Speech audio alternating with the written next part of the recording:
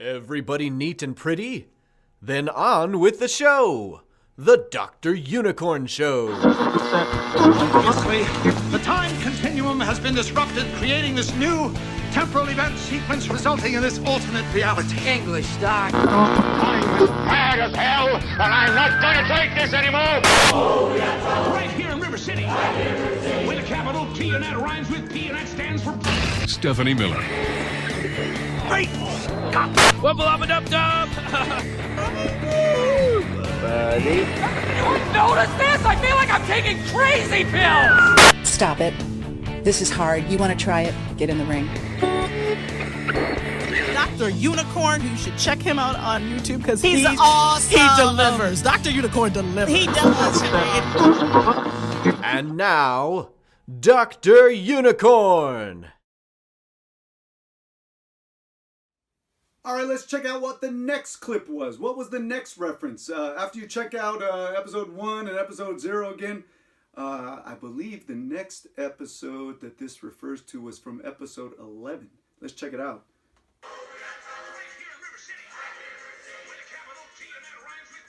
And that rhymes with P, and that stands for pool. Everyone remember that episode, episode 11? I made a bunch of rhymes. No. I didn't rhyme. I used alliteration.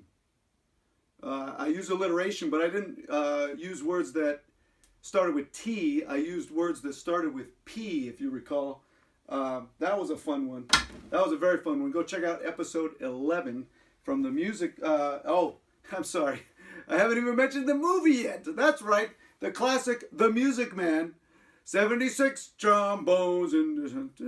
But remember, in that episode, I quoted The Music Man and found as many words as I could that started with the letter P. Check it out. To be honest, I don't even know why I still have these on. We're all listening to this together. So anyway, right at the end of that, there was a scratch. And what did it say again? Stephanie Miller. Stephanie Miller. Dr. Unicorn's favorite radio show. Dr. Unicorn's favorite comedy tour. One of Dr. Unicorn's favorite people in the entire world, Stephanie Miller. And if you want to hear Dr. Unicorn gush over Stephanie Miller, check out, what episode was that? I believe it was episode 6 of the Dr. Unicorn show. We explore the question of why sometimes we get better analysis of the news from comedians, not just Stephanie Miller, but Bill Maher, Jon Stewart, John Oliver, John Fugelsang, too many Johns. Why we sometimes get better analysis of news and current events from comedians than we do from journalists. What's going on there? Is it because we're on the wrong timeline? Or is it because that's the way it ought to be? Or because they can speak differently and not get killed by the king like a court jester? But check out that episode 6. And if you would indulge me, I would like to gush a little bit more about it right now. If you follow Dr. Unicorn on Facebook, you would have seen this picture that I'll hold up, but also put up later, of Dr. Unicorn at the Women's March in Los Angeles this year with Stephanie Miller and her crew and all the Steph heads in Los Angeles. That was a blast. It was an honor to march with them. There's also Stephanie Miller references in almost every episode, including this sign that refers to a date. 2 dates where Jody Hamilton, the daughter of Carol Burnett and host of From the Bunker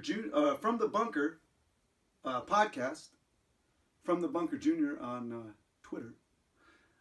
Jody Hamilton, the daughter of Carol Burnett, where she and her friend, who were co-hosting, subbing for Stephanie Miller in December of 2016, when we were all still depressed, they were riffing on that Back to the Future meme idea, that were the joke that we're living on the wrong timeline, right? And that's what got me thinking.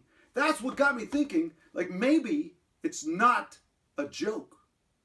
If that is in all of the collective unconscious, in the minds of everybody, right?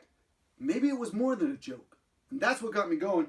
And here's a picture of Stephanie Miller when she was had a special article in LA Weekly. And I point this one out because the shirt she was wearing in this photo shoot said, "Nevertheless, she persisted." If you recall, that was a line Mitch McConnell said about how Elizabeth Warren wouldn't shut up when he wanted her to. He said, "Nevertheless, she persisted." And then that became a great meme, a great motto, a great war cry, a great battle cry, right? Nevertheless, she persisted. This shirt was purchased from Geek Guys on Etsy. The Geek Guys, G-E-E-K, guys, like disguise, G-U-I-S, I don't know if I'm spelling that right. Geek Guys on Etsy. If you want a shirt that says, "Nevertheless, she persisted," check out Geek Guys on Etsy. Fantastic. Let's go to the next one. What was the next one? Of course, Great Scott from Doc Brown again. Love that guy. But what was the next one? Wubba lubba dub dub! Wubba lubba dub dub! What was that from? Of course, that was Rick from Rick and Morty.